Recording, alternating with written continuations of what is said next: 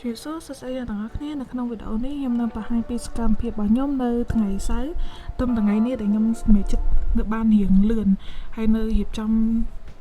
ទៅអីទៅការតិចតួចនៅញ៉ាំអីនៅអីទៅនាំបានទៅជីមហ្នឹងគឺម៉ោង 7:02 ហើយក៏បើក iPad បាច់ភ្លេចមើលថា assignment គឺជិតដល់ deadline ហើយក៏ស្លាយស្លន់អង្គុយធ្វើ assignment ផ្លិតនៅកន្លែងហាត់ប្រាណហ្នឹងហើយអូយក្តៅមែនទែនបន្ទាប់ពីធ្វើ assignment មានច្រើនតែខ្ញុំធ្វើបានតែមួយទេពេលហ្នឹងក៏ឆ្លៀតទៅជីមតែពេលនៅជីមហ្នឹងភ្លេចថតពេលដល់ម៉ោងចេញមកវិញបានទំនឹកឃើញថតឥឡូវនេះខ្ញុំបង្ហាញកន្លែងជីមខ្ញុំបន្តិចហើយក៏ទៅហាងEMAT នៅម្ដុំបឹងកងខ្ញុំទៅញ៉ាំអីនៅហ្នឹងទៅហើយខ្ញុំកំពុងទូបគីហើយមើល run gym ល្អមើលមែនតើអាហ្នឹងគឺសកម្មភាពដែលខ្ញុំចូលចិត្តធ្វើជាងគេឥឡូវញ៉ាំអ្នកទាំងអស់គ្នាតិចទៅទូបគីហ្នឹងតម្លៃ2កន្លះឆ្ងាញ់មែនតើបើអ្នកទាំងអស់គ្នាបានទៅកុំភ្លេចសាកហើយខ្ញុំក៏បានទិញsandwich ហ្នឹងហើយនៅម្ដុំបឹងកងហ្នឹងដែរហើយញ៉ាំចូលគ្នាគឺអូឆ្ងាញ់មែនតើមើលទៅមាត់ខ្ញុំគឺគាត់នឹកឃើញចង់ឃ្លានសាទៀត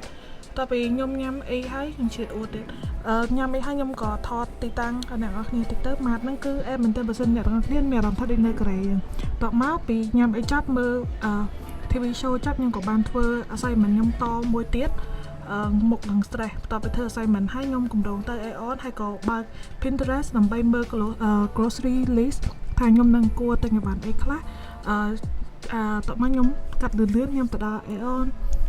មើលឃើញរបស់របរមួយចំនួនកម្រងមកទៅទិញច្រើនហ្នឹងមិនតែជាក់ស្ដែង